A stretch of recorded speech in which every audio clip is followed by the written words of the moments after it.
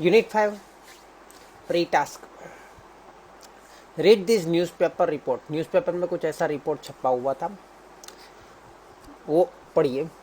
Sunday अप्रैल 10, 2016. कितने बजे का रिपोर्टिंग है? 12:06 PM. Okay. Thiruvananthapuram, India.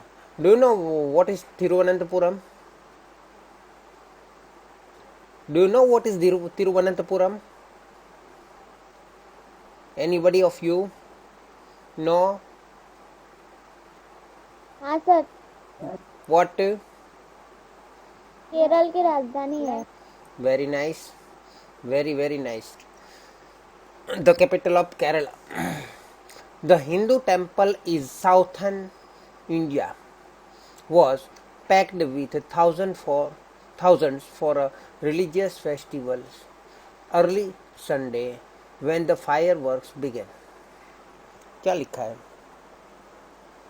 The Hindu temple in southern India was packed with thousands for a religious festival early Sunday when the fireworks began. An authorized pyrotechnic display that went horribly wrong. An authorized pyrotechnics display that went horribly wrong. ध्यान दीजिएगा, मैं English में बोल रहा हूँ अभी, हिंदी में बाद में बताएंगे अगर समझ नहीं पड़ी तो.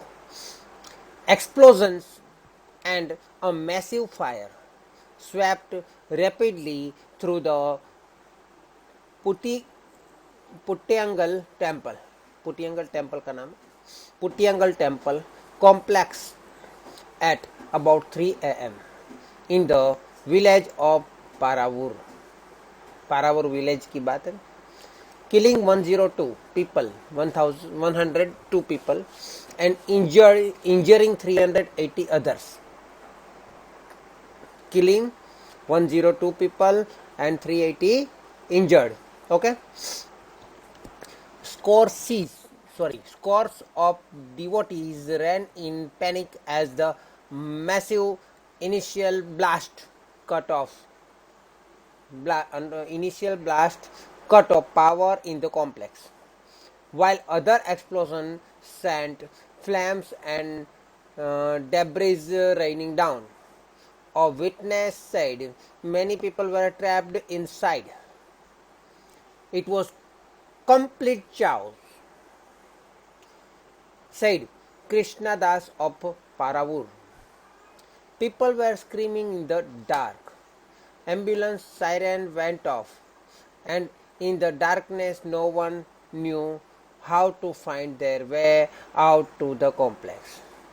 Das said the first deafening explosion occurred as the fireworks display was about to end and as he was walking away. It was followed by a series of blasts, he added. देखो, हमने पढ़ा, इसमें बहुत सारे word नए लग रहे होंगे आपको, है ना, कोई बात नहीं. तो फिर भी हम कोशिश करते हैं कि नीचे जो कुछ क्वेश्चन दिए हैं उसमें मतलब सेंटेंसेस दिए हैं वो ट्रू है कि फॉल्स है वो चेक कर लेते हैं, है ना. तो ट्रू है कि फॉल्स है. तो अगर आपको थोड़ा बहुत भी समझ में आया होगा तो ये ट्रू और फॉल्स आपको पता चलेगा.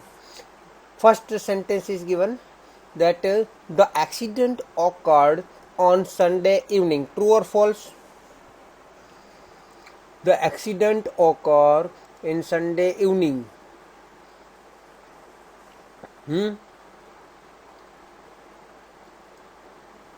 मैं बोलूँ sir? False. Why false?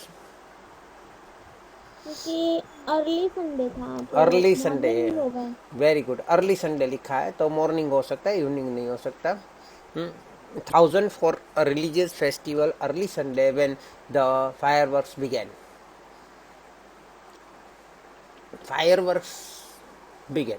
Okay. About 380 people were killed in the accident, right? or wrong?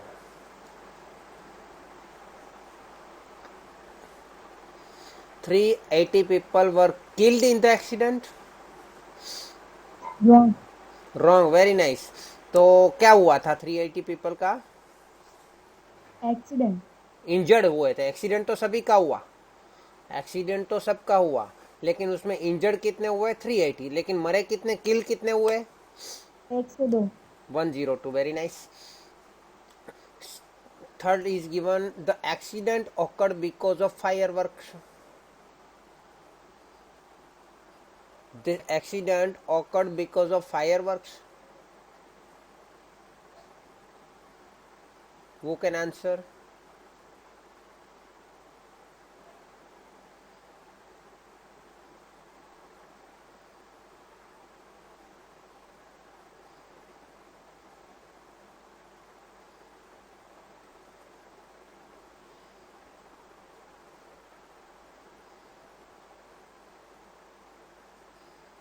Hello? Anybody of you can answer it? True or false? The accident occurred because of fireworks. Am I right or wrong? This is right or wrong? True. This is true, correct. Because of fireworks, the accident occurred. This accident is only made by the fireworks. This accident only occurred by the fireworks. है ना? This only is true. Other two is false. Okay. Now next, there were many blasts when the temple caught fire. True or false?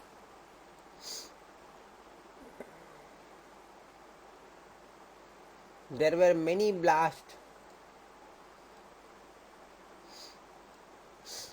There were many blasts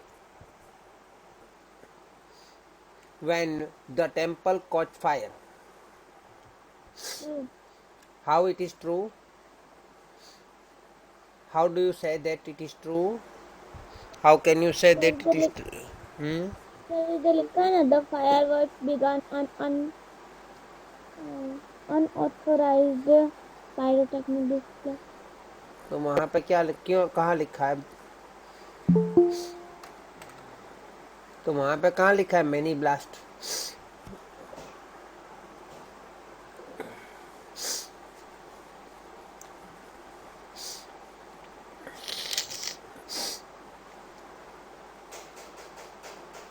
कहाँ पे लिखा है many blast? वो नहीं लिखा है. तो how can you say that it is true और false?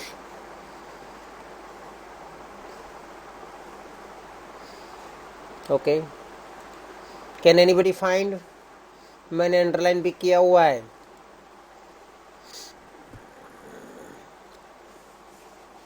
It was followed by a series of blast. Series of blast मतलब, सीरीज ऑफ ब्लास्ट मतलब ब्लास्ट होने का क्रम. नहीं, ब्लास्ट होने का क्रम नहीं. सीरीज मतलब एक के बाद एक, एक के बाद एक, एक के बाद एक. मतलब एक ब्लास्ट नहीं हुआ, ब्लास्ट का पूरा सीरीज हुआ है ना. आप जब टीवी में सीरीज देखते हो तो एक एपिसोड होता है कि ज्यादा एपिसोड होता है? ज्यादा होता है. हाँ, इसलिए उसको सीरीज बोला जाता है.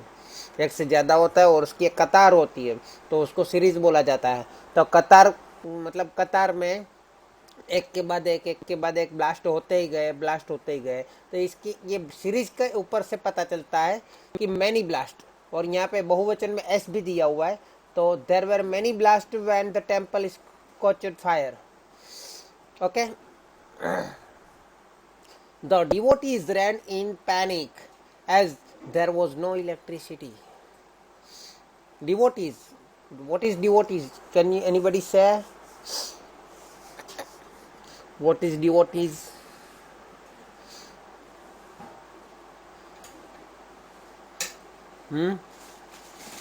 Can anybody say? What is devotees?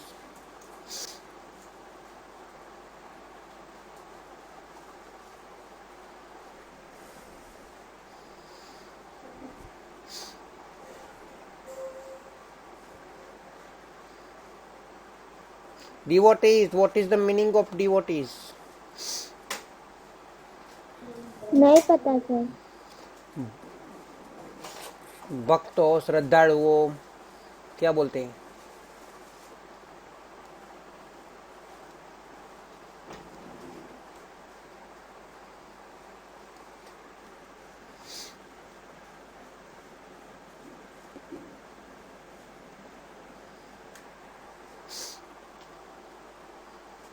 Okay चलो, तो भक्त यहाँ पे devotees ran in panic. Panic मतलब, पैनिक का अर्थ क्या होता है?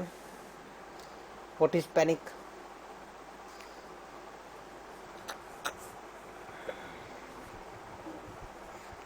बोलते हैं ना, ज्यादा ही उतावला हो जाना, ज्यादा ही मतलब टेंशन में आज के दौड़ा इधर उधर कर मतलब भागना। तो devotees ran in panic as there was no electricity. Is it correct or wrong?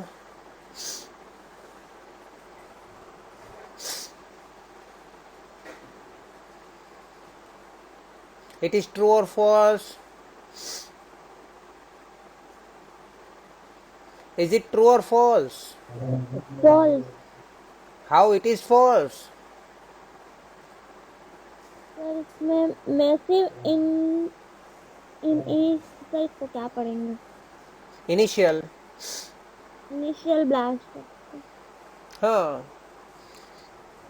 लेकिन उसकी वजह से क्या हुआ? कट ऑफ पावर, पावर चला गया तो अंधेरा हो गया। अंधेरा हो जाने की वजह से, नो इलेक्ट्रिसिटी की वजह से अंधेरा हो गया। नो अंधेरा हो जाने की वजह से वो सब पैनिक हो गए। क्लियर? तो ये ट्रू है, फॉल्स नहीं है।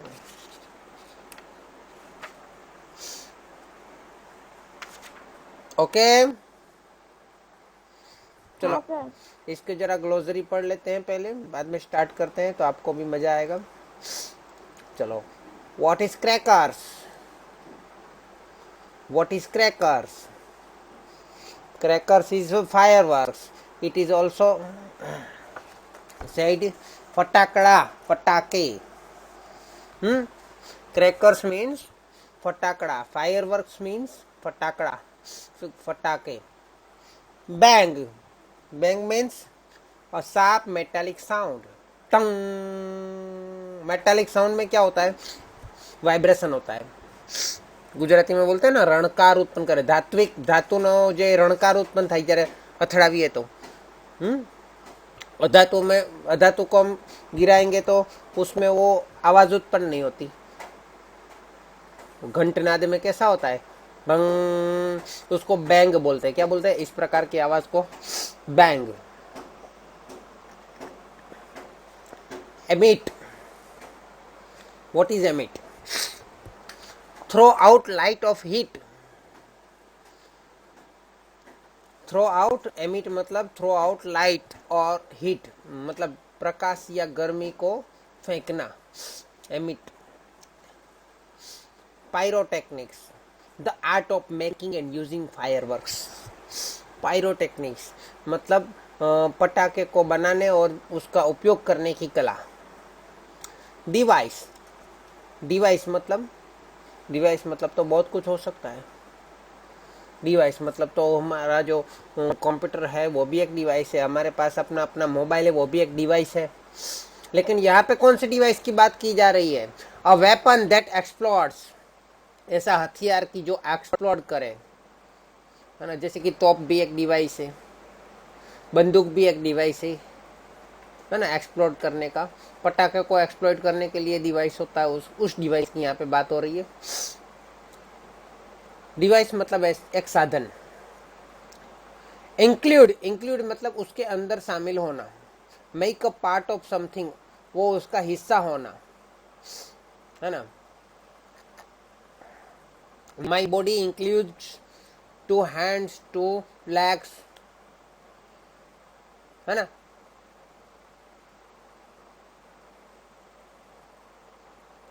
My face includes 2 eyes, 2 ears, a nose, है ना। तो includes means a part of something, उसका हिस्सा होना। प्रिंसिपल, प्रिंसिपल और प्रिंसिपल में क्या अंतर है?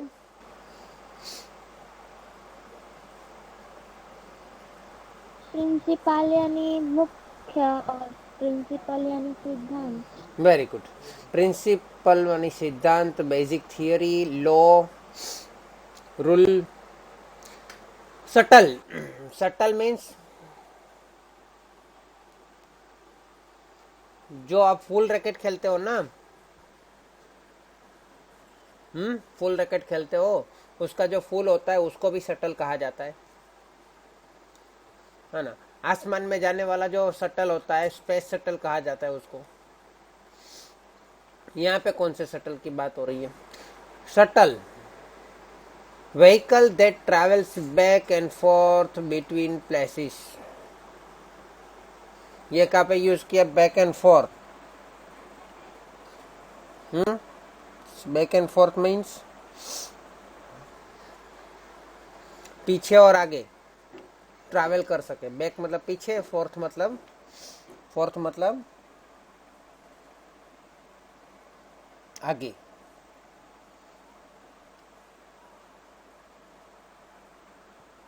इसका और क्या बता सकता हूँ मैं?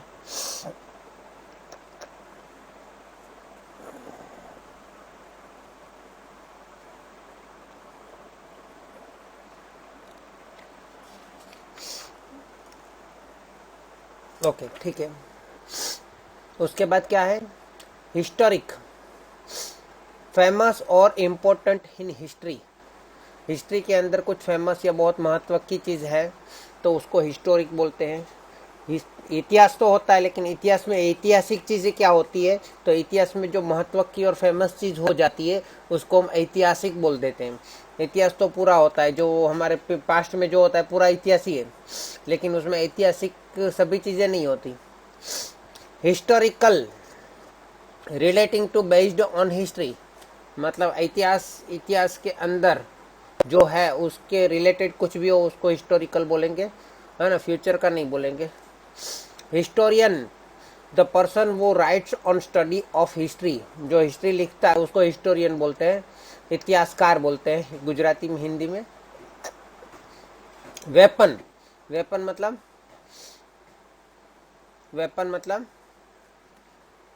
हथियार, शस्त्र, हथियार। Something that is used for fighting, attacking और डिफेंडिंग। फाइट करने के लिए, अटैक करने के लिए, डिफेंड मतलब बचाव करने के लिए जो यूज हो जाता है वो शस्त्र है। पायोनियर मतलब person who help to create, develop new ideas. जो पर्सन, जो ऐसा व्यक्ति कि जो नए नए आइडियाज निकाले, नए नए आइडियाज को डेवलप करे। मेथड्स, नई नई मेथड को डेवलप करे। सब्सटेंस, सब्सटेंस मतलब तत्व, सब्सटेंस मतलब मटेरियल और पर्टिकुलर काइंड। ब्लेंड मतलब कॉम्बिनेशन, कॉम्बिनेशन मतलब दो चार चीजें इकट्ठी की जाती है कुछ अनुपात में, तो वहां पे वो कॉम्बिनेशन बनता है। क्या बनता है? कुछ अनुपात में, कुछ परिस्थिति में, कुछ स्पेशली पद्धति से चार पांच चीजें इकट्ठी की जाती है और उसका कुछ सही उपयोग होता है तो उसको कॉम्बिनेशन कहते हैं। उसके उपयोग के अनुसार उसको इकट्ठे करना। जैसे कि हमारा कंप्यूटर सिस्टम है, वो भी एक कॉम्बिनेशन है जिसके अंदर आउटपुट डिवाइस में स्क्रीन है, प्रिंटर है, इनपुट डिवाइस में माउस है, कीबोर्ड है, और एक सेंट्रल प्रोसेसिंग यूनिट है। ये कोई भी अकेला काम नहीं करता, सबका कॉम्बिनेशन होता है तब ये कंप्यूटर हमारा काम करता है। ठीक है ना?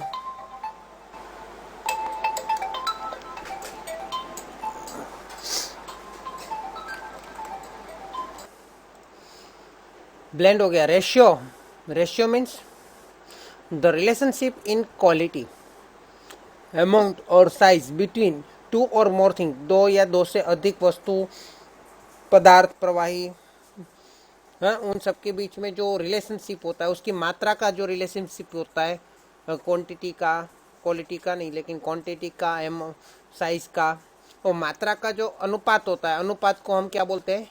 अनुपात मतलब प्रमाण मतलब गुणोत्तर मतलब उसने अपने कहिए रेशियो, है ना, तो मतलब गुणोत्तर को रेशियो कहते हैं, और प्रपोर्शन मतलब प्रमाण कहते हैं। An amount that is a part of a wall, proportion मतलब पूरे का कितना हिस्सा, प्रपोर्शन मतलब प्रमाण, कितना प्रतिशत या कितना हिस्सा, है ना। जैसे कि रेशियो हो सकता है, समझ लीजिए कि रेशियो और प्रोपोर्शन में आपको अंतर समझाने की कोशिश करूं तो ध्यान दीजिएगा। अगर ऐसा बोले कि चाय में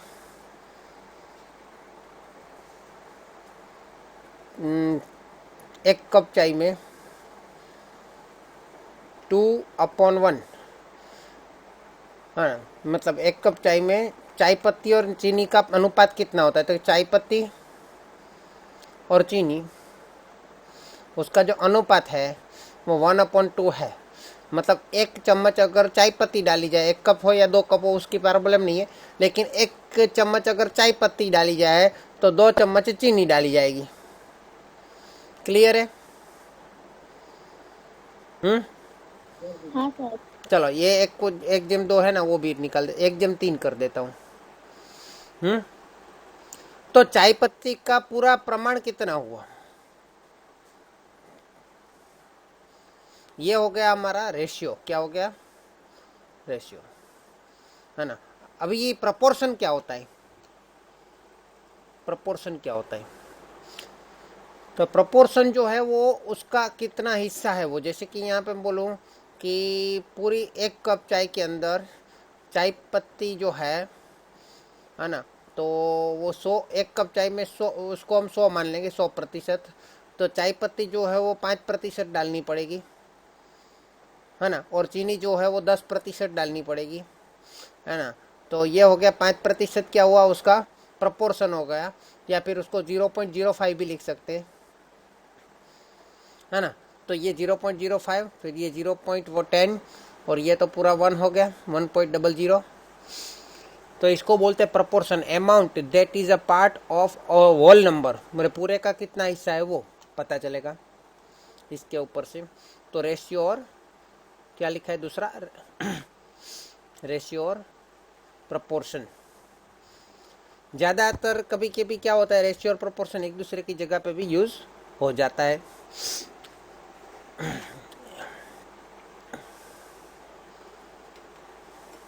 इनकैंडेसेंट लाइट, क्या लिखा है? इनकैंडेसेंट लाइट, इनकैंडेसेंट लाइट, क्या है इनकैंडेसेंट लाइट? क्या लिखा है इसका? गर्मी थी उत्पन्न थतो प्रकाश, the light is made by the heat. कौन सी लाइट है? इनकैंडेसेंट। मेरे बोलने में भी मिस्टेक हो रही है। इनकैंडेसेंट, फिर बीच में वापस एन डाला लिया मैंने, गलत है, वापस।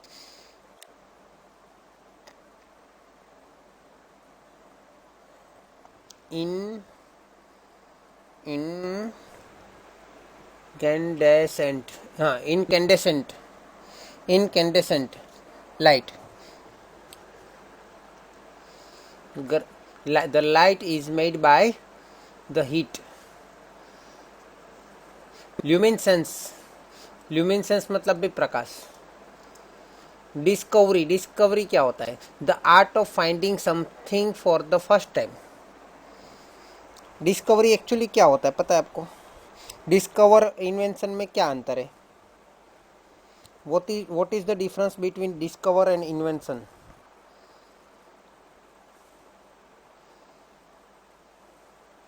सर मैं बोलूं? हाँ बोलो। और सर वो आपने ही बताया था। हाँ मैंने ही बताया था, बताओ। डिस्कवरी यानी जो इस प्रकृति में है लेकिन कोई उसको अभी तक जानता नहीं है, तो अगर कोई व्यक्ति उसके बारे में बताता है या नाम देता है उसको डिस्कवरी बोलते हैं।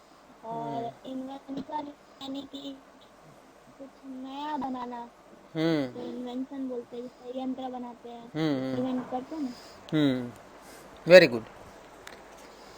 अगर कोई चीज हमारी प्रकृति में है, जैसे कि ऑक्सीजन है प्रकृति में, है ना, लेकिन वो ऑक्सीजन क्या है उसके बारे में जानकारी कि वो हमारे शरीर के लिए उपयोगी है और हमारे शरीर के लिए वो काम की है, वो अनजानपने का जो हमारा अनजाना था, हम उसको जानते नहीं थे, मतलब हम अनजान थे, मतलब हमारे लिए नॉलेज, हमारा नॉलेज के लिए वो कवर हो चुका था, हमारा नॉलेज के लिए वो कवर था, उस कवर को हटा लिया, मतलब डिस्कवर हो गया और वो नॉलेज हमने प्राप्त कर लिया, है ना।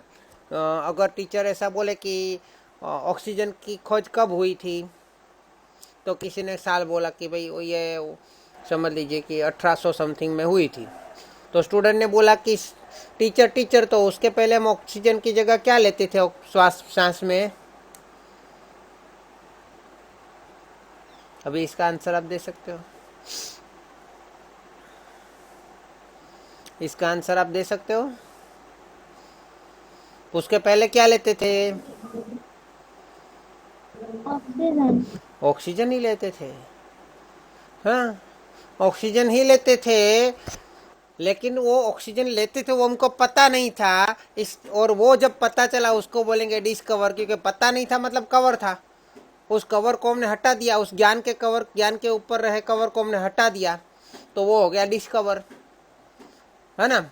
इसी तरह मैं आपको ये बताऊं कि न्यूटन ने गुरुत्वाकर्षण की खोज की, ग्रेविटेशन की, है ना। तो जब उसने खोज की तो उसके पहले क्या लोग उड़ते थे आसमान में? गुरुत्वाकर्षण नहीं, तो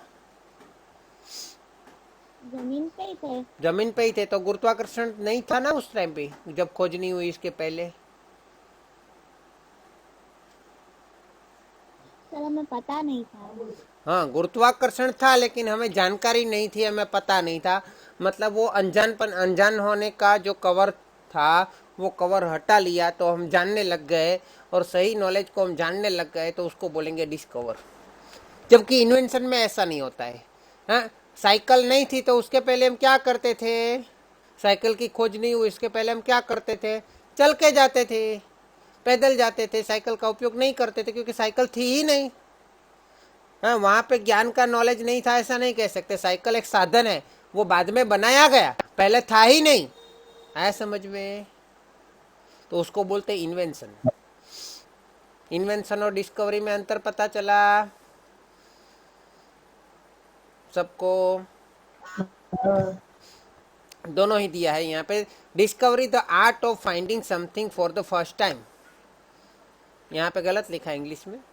और इन्वेंशन मतलब क्रिएट समथिंग न्यू, कुछ नया बनाना, आविष्कार करना। Decade, period of 10 years। देखो साल को अलग अलग गुण मतलब गिनतियों में लिया जाता है, जैसे कि एक साल को 1 year कहते हैं, 2 year को कपल ऑफ ईयर्स कहते हैं, है ना। 10 year को गुजराती में 10 का कहते हैं, हाँ 10 को के भाई। हिंदी में दायका या 10 दायका के 10 दायका ही कहते हैं शायद, दशक। दशक कहते हैं। और इंग्लिश में डेकेड कहते हैं। इसी तरह अलग अलग है, जैसे कि 25 years को शायद सिल्वर जुबली मनाते हैं लोग, फिर 50 years को गोल्डन जुबली मनाते हैं, है ना, पता है ना सबको। फिर से कुछ 75 years को भी कुछ कहते हैं, और 100 years को सेंचुरी कहते हैं, शताब्दी, शतक, है ना, शताब्दी या शतक कहते हैं, ठीक है। उसके बाद है फ्यूल, मतलब ईंधन। फ्यूल मतलब क्या होता है? ईंधन। फ्यूल मतलब गुजराती में बर्तन, है ना। અહીં લખેલું છે material, call, oil, gas etcetera that is burned to produce heat or power।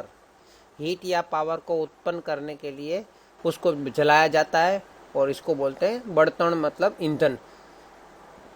Raw RAW, raw. Raw मतलब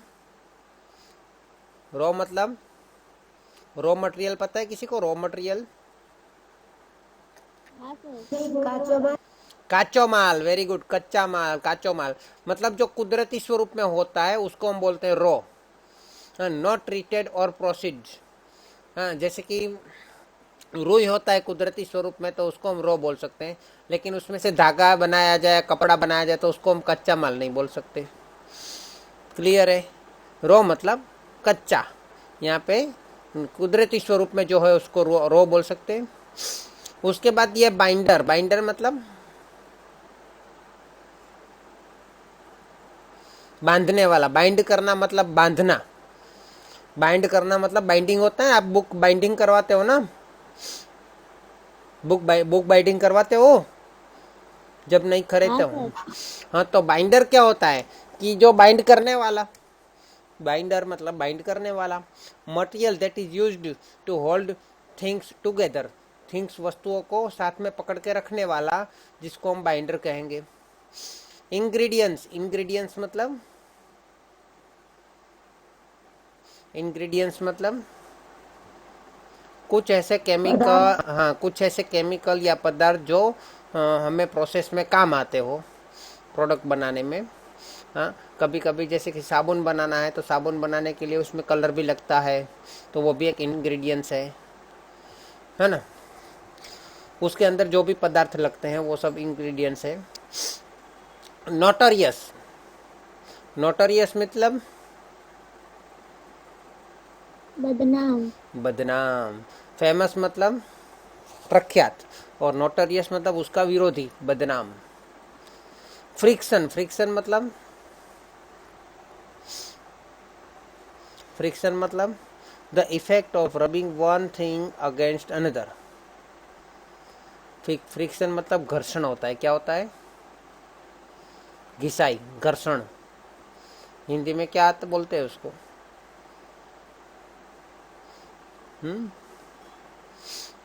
घर्षण। जिसकी मदद से आप पेंसिल के द्वारा लिख पाते हो।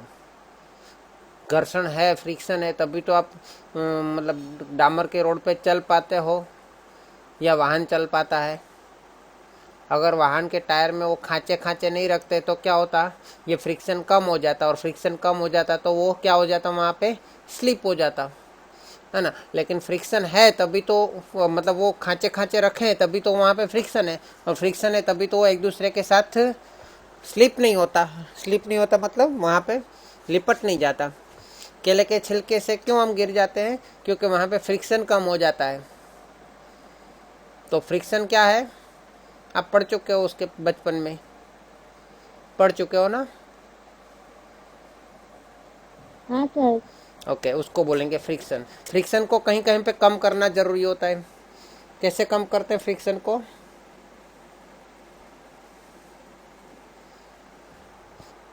जैसे कि कभी दरवाजे के खोल बंद करने में आवाज़ आती है, बाइक में भी कभी कभी इंजन के अंदर डालना पड़ता है फ्रिक्शन कम करने के लिए। पंखे के अंदर भी डालना पड़ता है। ऑयलिंग करते हैं, पता है, हम ऑयलिंग ग्रीसिंग करते हैं तो आवाज़ कम हो जाती है। तो फ्रिक्शन मतलब घिसाई कम करने के लिए पंखे के अंदर ग्रीस डाला जाता है, बाइक के अंदर ऑयल डाला जाता है, दरवाजे की जो वो उसका मतलब कनेक्टर होता है वहाँ पे भी डाला जाता है। यूनिफॉर्मिटी। यूनिफॉर्मिटी मतलब क्या? यूनिफॉर्म मतलब क्या? फॉर्म मतलब क्या?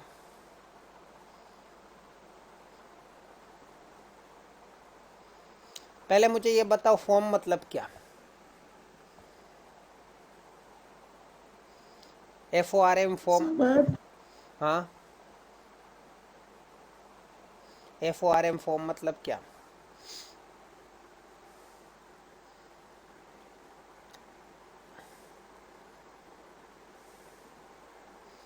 फॉर्म मतलब एक स्ट्रक्चर, एक दिखावा, एक आकार, एक सिस्टम। फॉर्म मतलब सिस्टम। यूनि मतलब यूनि मतलब देख लीजिए, यूनि मतलब लिख लीजिए, यूनि मतलब समान, यूनि मतलब लिख लीजिए, कहीं पे भी इंग्लिश के स्पेलिंग के अंदर यूनि अगर दिख जाए तो समझ लेना वहां पे समान चीज की बात हो रही है ना। यूनिटी, यूनिवर्सिटी, वहां पे कुछ समानता की बात तो होगी होगी ना होगी। यूनिटी मतलब समान उद्देश्य से एकत्र हुए लोग।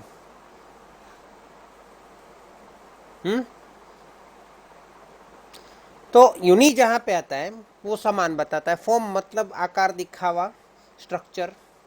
तो समान दिखावे वाले मतलब जैसे कि आप यूनिफॉर्म पहनते हो स्कूल के अंदर, तो सबका समान, सबका दिखावा समान होता है ना, तो वो हो गया यूनिफॉर्म। पीछे दिया ITY, यूनिफॉर्मिटी, यूनिफॉर्म नहीं, यूनिफॉर्मिटी दिया है, मतलब समानता बोल सकते हो उसको। द इक्वलिटी और state of being the same, ऐसा ऐसा स्टेट, ऐसा एक लेवल की जहां पे सब समान है। रिलायबल, रिलायबल मतलब भरोसा पात्र, विश्वास पात्र, लाइकली टू बी ट्रू और करेक्ट। रियल, रिलायबल मतलब रियल के नजदीक। Nook and corner, nook and corner एक शब्द नहीं है, दो शब्द से बना हुआ शब्द है। नूक एंड कॉर्नर मतलब, नूक मतलब डायरेक्शन एंड कॉर्नर मतलब डायरेक्शन नहीं, बोले तो दिशा, और कॉर्नर मतलब बाकी की दो दिशाओं के बीच में जो कोण होता है वो। जैसे कि 4 दिशा होती है, उत्तर, दक्षिण, पूर्व, पश्चिम, और उन सब के बीच में कोण होता है अग्नि, नैऋत्य, वायव्य, ईशान, है ना। तो नूक एंड कॉर्नर मतलब सभी डायरेक्शन, सभी दिशाओं में। क्लियर? चलो, ये हमने देख लिया। अभी हम लेसन की शुरुआत करेंगे, ठीक है? सर, हाँ, ब्यूटी बोल रही है ना कि उसके मोबाइल में पानी चला गया ना, इसलिए ज्वाइन नहीं हुई। Playing with fire, one of our favorite festival in India is Deepavali or Diwali as it is known in the north. One of our favorite festival in India, हमारे इंडिया के फेवरेट फेस्टिवल तो बहुत सारे हैं, उसमें से एक one is Deepawali, जिसको दीपावली कहते हैं, और दिवाली भी कहते हैं। कहाँ पे? Non in the north, north मतलब उत्तर में, जिसको दिवाली कहते हैं। There is nothing to match the excitement when crackers go off in the night sky with a loud bang and a brilliant shower of colors. इसका कोई मुकाबला नहीं कर सकता, इसका कोई मैच नहीं हो सकता।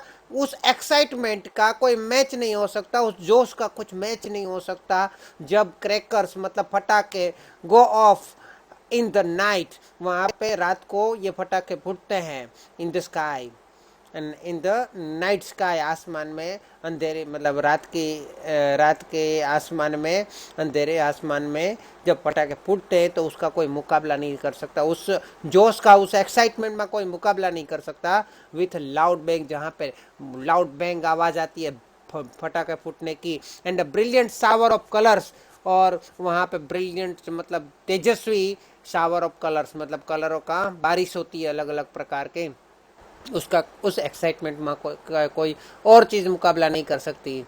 मुकाबला मतलब यहाँ पे मैच का यूज़ किया है, उसका कोई मैच नहीं हो सकता, उसका कोई लेवल नहीं हो सकता, है ना। मैनी ऑफ अस, हमारे में से बहुत लोग, माइट वंडर, को आश्चर्य होगा, how this fireworks are made, ऐसे फायरवर्क्स कैसे बनते हैं, and what goes into them, और उसके अंदर क्या होता है, उसके अंदर ऐसा क्या होता है। The physics and chemistry of fireworks is as interesting as the sound and the light they emit. उसका जो भौतिक शास्त्र और रसायन शास्त्र है फायरवर्क्स का मतलब पटाखों का, इज एज इंटरेस्टिंग, वो इतना ही इंटरेस्टिंग है जितना कि उसका साउंड और लाइट आसमान में जब उसको फूटने के बाद होता है उतना ही इंटरेस्टिंग है उसका भौतिक विज्ञान और रसायन विज्ञान। The science of fireworks is technically called pyrotechnics. Fireworks मतलब फटाकों का जो विज्ञान है उसको टेक्निकली पायरोटेक्निक्स कहा जाता है। क्या कहा जाता है? उसका साइंस के अंदर उसका नाम क्या है? Pyrotechnics. From the Greek word, ये वर्ड कहाँ से बना? Pyr meaning fire and technics meaning and art. Technique को तो हमें पता है, तो फायर का उपयोग करके उसका फायर का किस तरह से उपयोग किया जाए उसको टेक्निक बोलेंगे। तो पायरोटेक्निक मतलब फायर का कैसे उपयोग किया जाए। तो इसका अर्थ क्या? Pyrotechnic includes not only fireworks. Pyrotechnics में केवल फायरवर्क्स मतलब फटाकों का ही शामिल, फटाके ही शामिल नहीं है ना, but also a whole range of device that use similar material and principles. लेकिन फटाकों के साथ साथ ऐसे दूसरे सिमिलर मटेरियल और डिवाइस का जहाँ पे भी उपयोग में आता है, जहाँ पे भी उससे सिद्धांत उपयोग में आता है, वो पूरा पायरोटेक्निक्स कहा जाता है। From safety matches, safety matches मतलब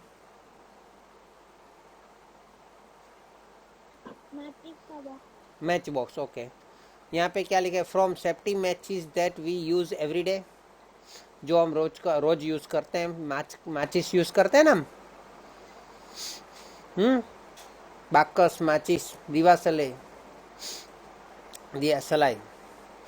टू सॉलिड फ्यूल रॉकेट, और सॉलिड फ्यूल रॉकेट जो होता है ना, बहुत बड़ा रॉकेट जो आसमान में उड़ता है, rocket boosters of the space shuttle. Space shuttle तो आपको पता है, आसमान में जाने वाला एक स्पेस शटल साधन।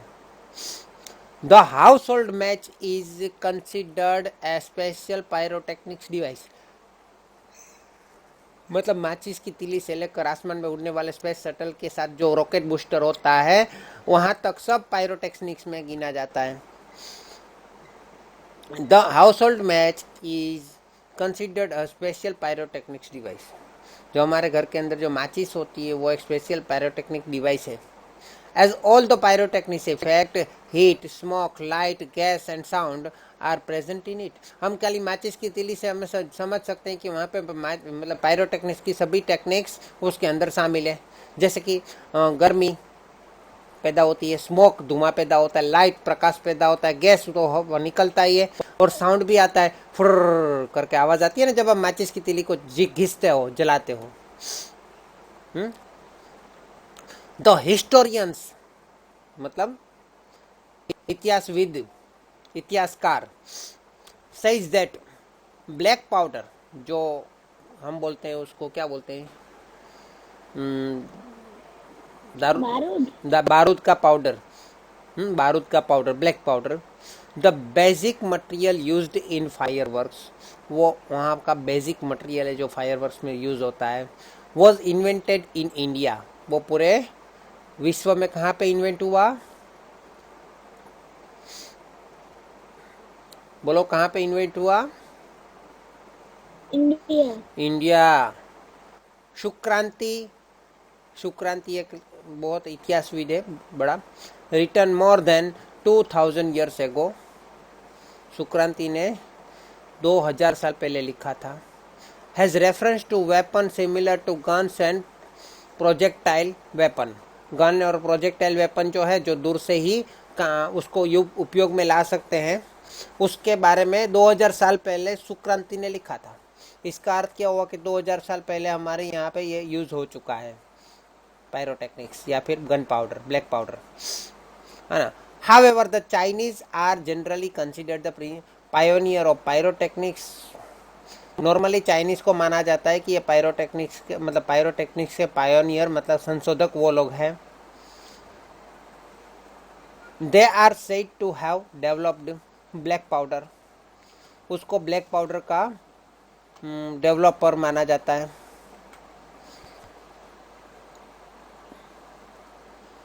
मोर देन 1000 ईयर्स एगो, तो वो उसने 1000 साल पहले उसको माना जाता है कि उन्होंने ये खोज की थी। It took at least 200 years for the knowledge to spread to the waste.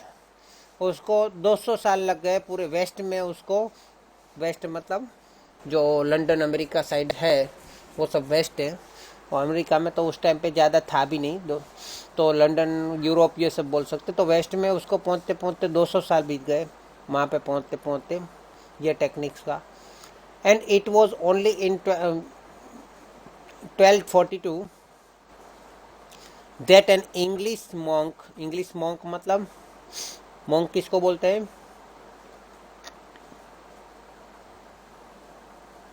Monk किसको बोलते हैं, किसी को पता? क्या साधु को। वेरी गुड, संत या साधु को मॉन्क बोलते हैं। Roger Bacon revealed the formula for black powder। चलो Roger Bacon English monk Roger Bacon revealed the formula for black powder.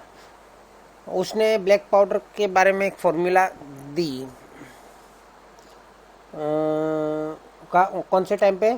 1242 में फॉर्मूला दी या फिर उसको बोल सकते हैं उसका मतलब प्रयोग बताया कि किस तरह से ये बन सकता है। He considered it such a dangerous substance that he wrote of it in a code language। वो इस ब्लैक पाउडर को डेंजरस सब्सटेंस मानते थे, कंसीडर करते थे। दैट इसलिए ही रॉट ऑफ इट मतलब उसने जो ये फॉर्मूला थी उसको बनाने की, ये ब्लैक पाउडर को बनाने की फॉर्मूला थी, he wrote of it in a code language. उसने कोड लैंग्वेज में बनाई ताकि कोई उसका गलत उपयोग ना कर सके। The basic formula of the black powder और gun powder has remained unchanged for centuries. सालों से उसका जो बेसिक फॉर्मूला था, उसको बनाने का जो अनुपात था वो बदला नहीं। It is a blend of potassium nitrate.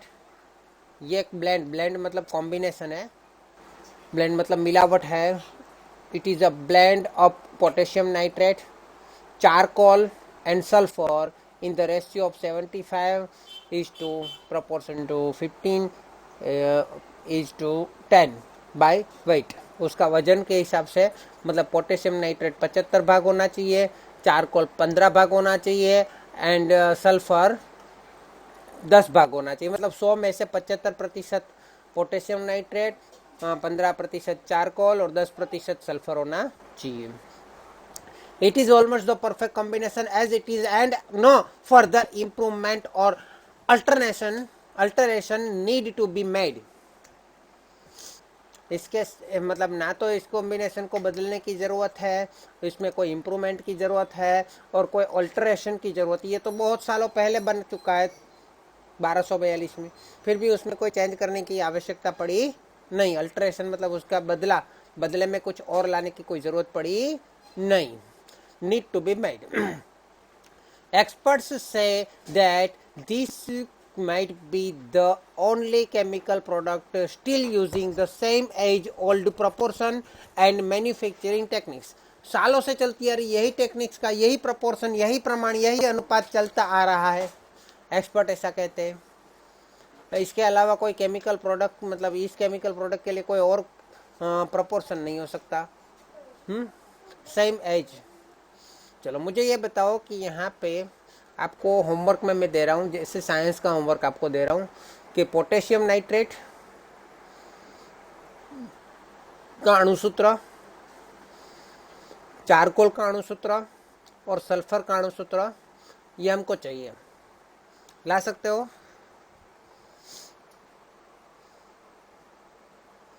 ला सकते हो होमवर्क में? हाँ सर। पोटेशियम नाइट्रेट, चारकोल का मुझे याद नहीं है और सल्फर का ऐश है ना। तो ये कितना भाग है? 75 भाग है। चारकोल मुझे अभी याद नहीं आ रहा है एग्जैक्टली, वो 15 भाग है और ये 10 भाग है। तीनों को मैं 5 से डिवाइड करूँ तो 15, 3 और 2, तो यहाँ पे H2 होना चाहिए, यहाँ पे जो चारकोल आएगा वो 3 भाग होना चाहिए, और पोटेशियम नाइट्रेट कितना होना चाहिए, 15 भाग होना चाहिए। तो इसका पूरा सूत्र कुछ इस हिसाब से बनेगा, और यहाँ पे आपको चारकोल डाल देना है। क्लियर हुआ ये? हाँ सर। ओके चलो।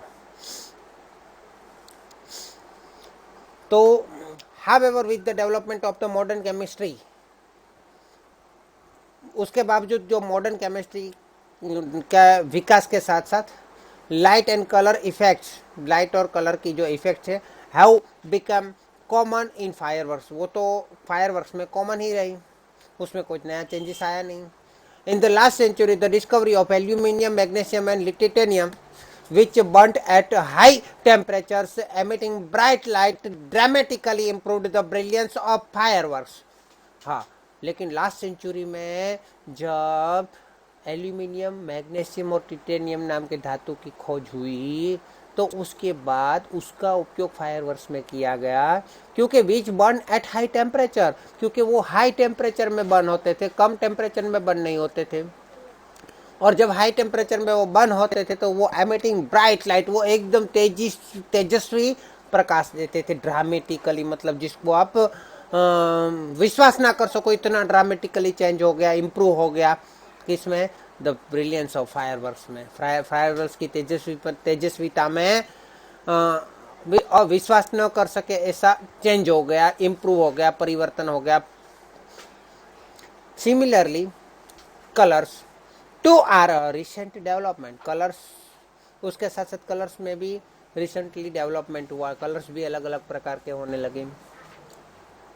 The principal colour emitters is pyrotechnics were identified after decade of research.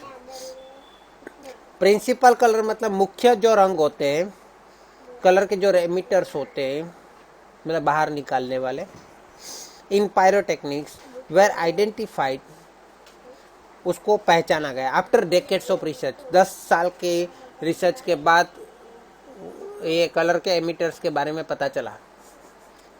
This colours are formed in one of two ways, ये कलर जो है एक या एक से अधिक रूप में देखने को मिलते हैं।